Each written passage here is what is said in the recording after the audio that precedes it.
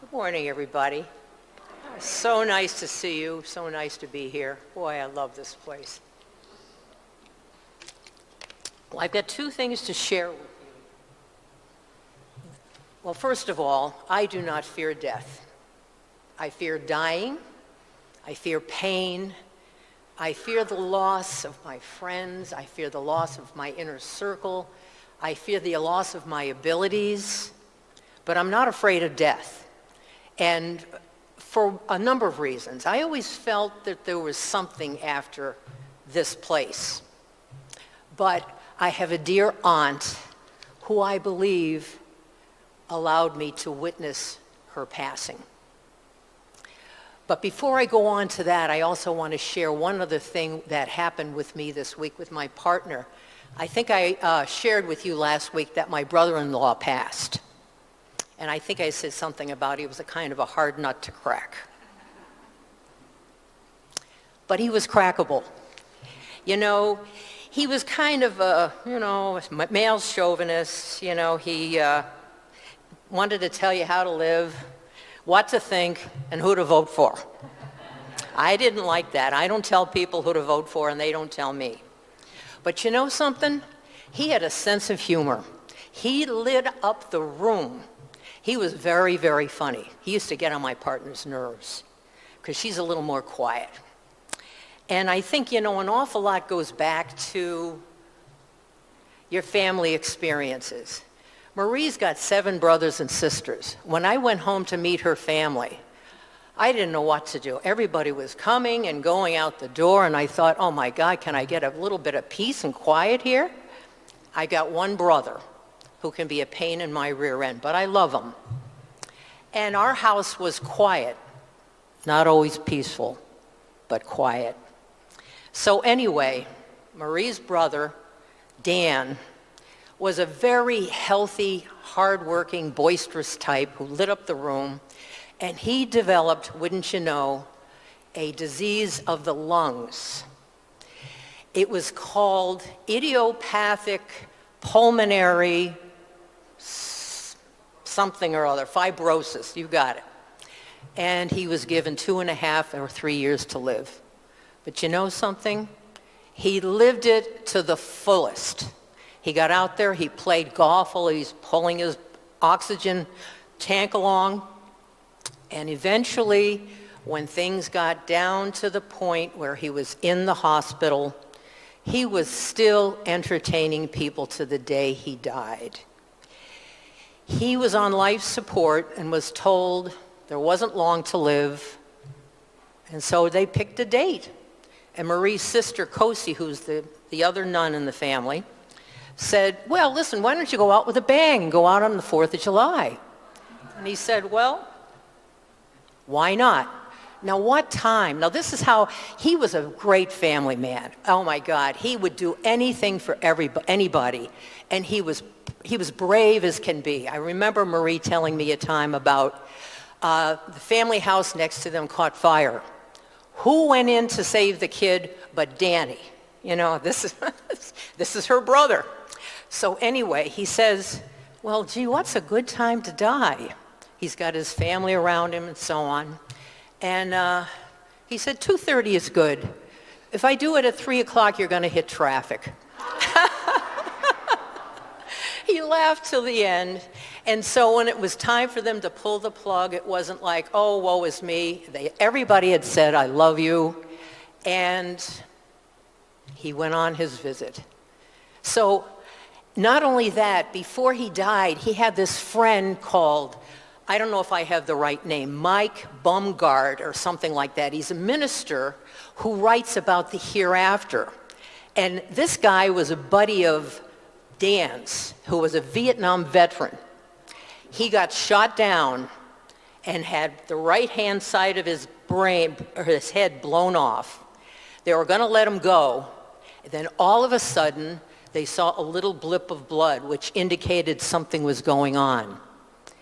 During the interim, however, this man saw the light, the true light that you see, and somebody said, do you want to stay or do you want to go? See, we have full free choice until the end. He said, I think I'll go back. So he went back, became a minister. I forget which part, but method, I don't know. But anyway, he's a minister and he writes books about the hereafter. So that was our experience. We drove down Thursday. Remember how rainy it was Thursday? Yeah, right. So we were going to leave at 8:30 in the morning, and we got hit with all that rain. Drove all the way to Harrisburg, just got back yesterday. And it was the most wonderful, wonderful ceremony. We saw all of Marie's family. His wife and his kids even came over to her sister's house at the end. It was a true celebration. It was just absolutely wonderful. So it gave me a chance to see who Dan really was. You know, I thought he was kind of a fun type guy. So anyway, as I said to you, I don't have any fear of death. I have my dearest aunt, and I'm going to switch over from aunt to aunt because I'm from upstate New York.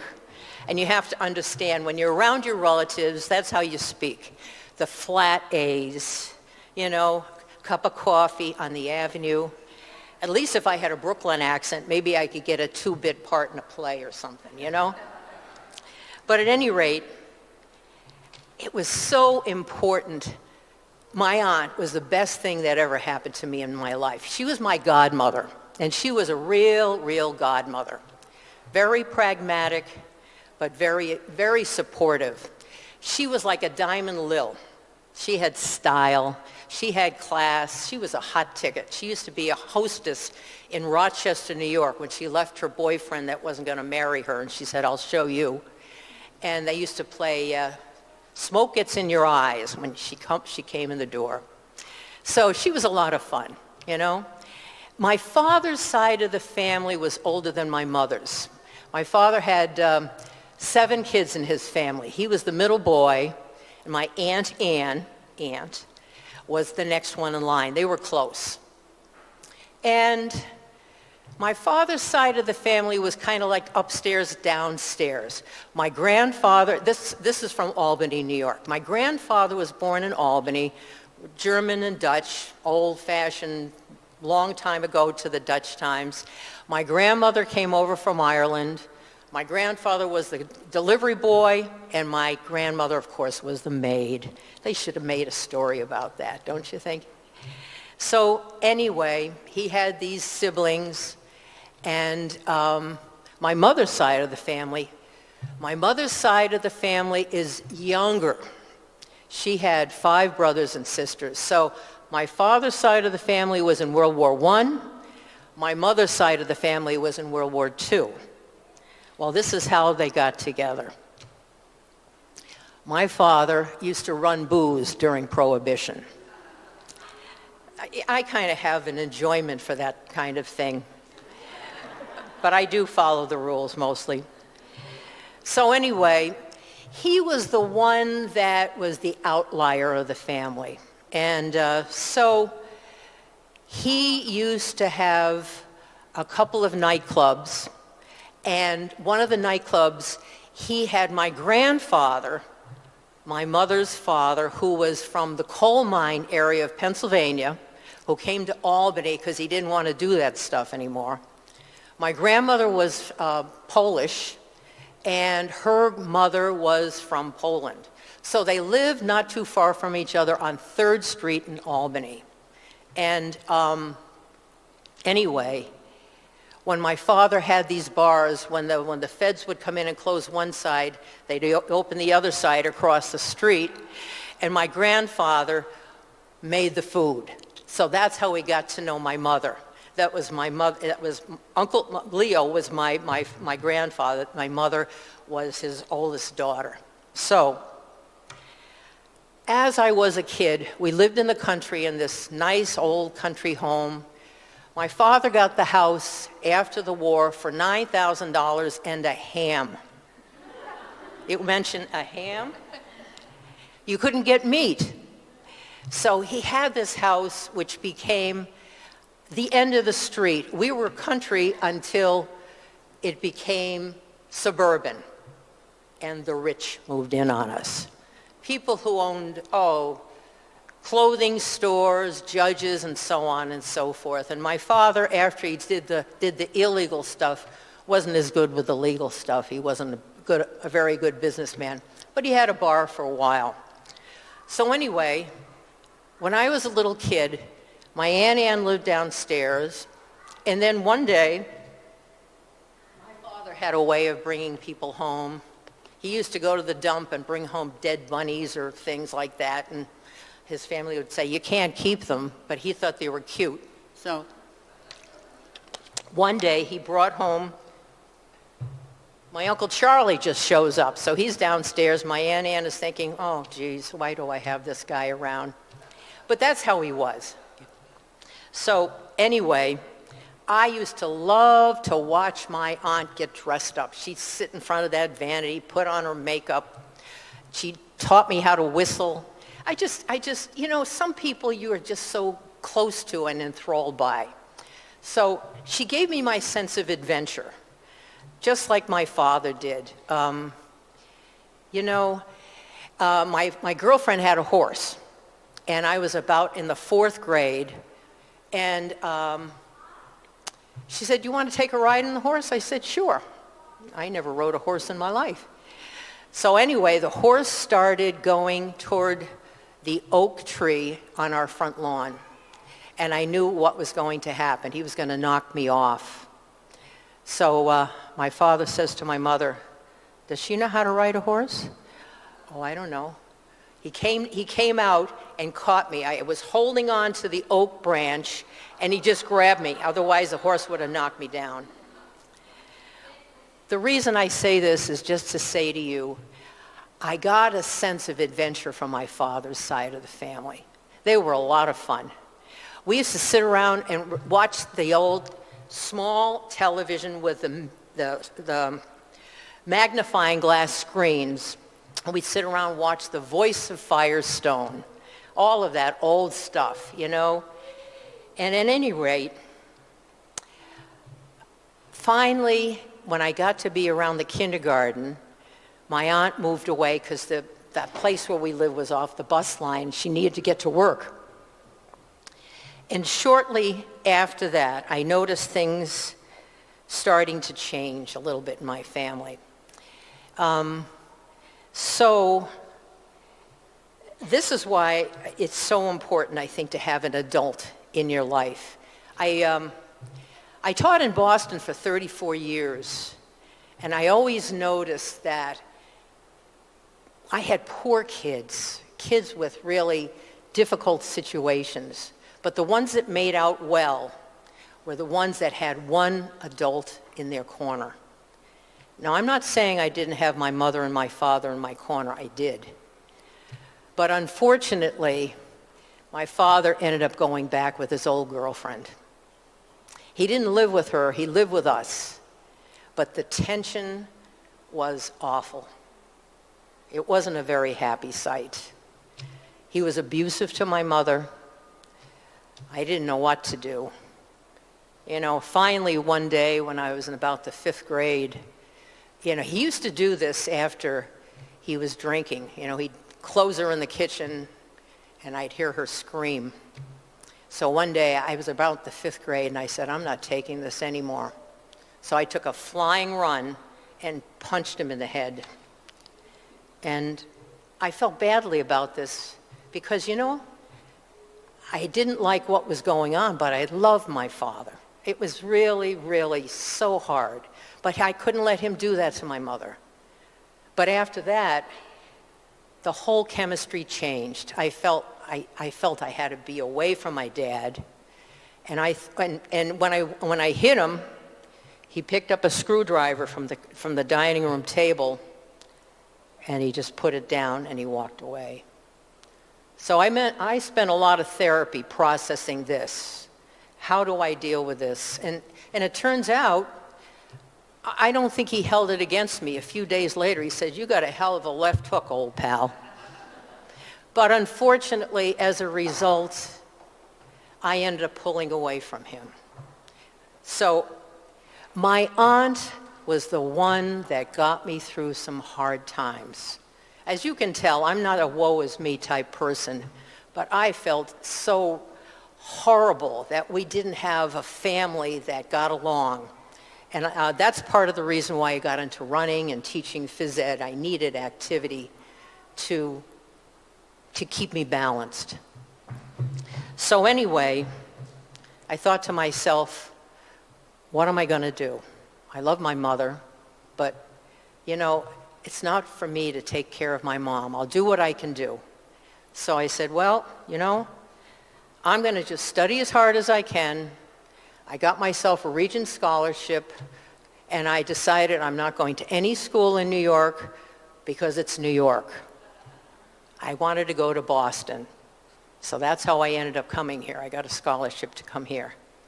And so all that period of time as I was growing up, my aunt was always there for me. My mother was too. And to be honest with you, she had a lot of chutzpah. And one time when he beat up on her, we went to my grandmother's, and we had to go back to him because she said I could take one child, but I can't take two. So that was when I became my mom's protector and decided, okay, time to move on. So anyway, moving on, they somehow got through that. She ended up getting a state job and was doing pretty well in life. And I left home. And of course, being such a lonely kid, I just missed my family so much. So I met this guy and stupidly married him the end of my freshman year. Nice guy, not the right guy. Then after that, I started dating women. My family didn't know what to make of me. It's like one extreme to the other. But through it all, my aunt was there. When I needed money for rent, money for this, money for that, just being there. I always paid her back, but she was always there for me. But so back in the day when telephones were expensive, I used to call my mother on Saturday and my aunt on Sunday, and we'd always get together and do stuff. So things turned out well. My dad ended up dying in 1973. It's just too bad things didn't work out, but he died the year that Secretariat won the Triple Crown. And I say that because we're from upstate New York, and horse racing was a very important thing to us. And we were kind of hoping he'd pull through.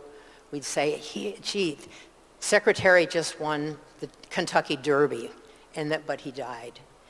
But my mother ended up having a much more peaceful and better life as a result. And I also had time after college to make up with him a little bit, at least to forgive him. So anyway, I'm getting toward the end here. I definitely believe that death is a transition. My aunt had a heart condition, and it was awfully hard watching her become unable to do stuff. So she had a heart attack in October of 1991, ended up in the hospital and in St. Peter's in Albany, New York, good place to go before you die. And it was during the congressional hearings of Anita Hill and Clarence Thomas. So I'm sitting there. She's semi-comatose. I'm visiting her, and of course, she's not responding. And I was staying at my aunt's best friend's house because the woman that my father was with was the family's best friend. And it was my aunt's dear friend. So it was like, oh, you can't win for trying. My poor mom, you know? But I love my aunt, and I love my father's family. So Rose said, stay with me. So I stayed there during the duration and went in and visited. It was a rainy October week. And finally, on one of the last visits, I said, I love you, Ann, I'm here. I went out to the nursing station, and I was going to go back to Rose's house. And all of a sudden, I looked to where my aunt is lying, and I saw this spirit lift up out of her head and leave the room and go for the elevator. So I always thought that we have something after this, but that clinched it for me. So she brought me back to loving, feeling good about myself, feeling good about my father and his family, and has done so much for me. So I want you to know that we're happy to be here, and death is a transition to our next life with God. Thank you.